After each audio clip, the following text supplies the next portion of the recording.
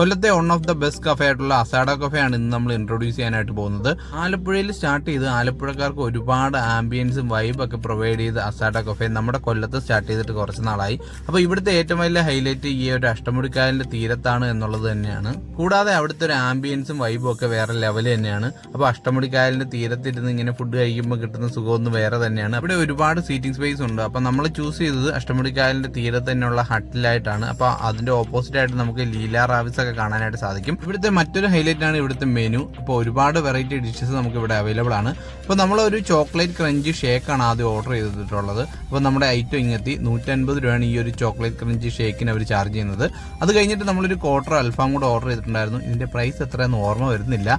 അത് കഴിഞ്ഞിട്ട് നമ്മളൊരു ചീസ് ബർഗറും കൂടെ ഓർഡർ ചെയ്തിട്ടുണ്ടായിരുന്നു. 250 രൂപയാണ് ഈ ഒരു ചീസ് ബർഗറിന് അവർ ചാർജ് ചെയ്യുന്നത്.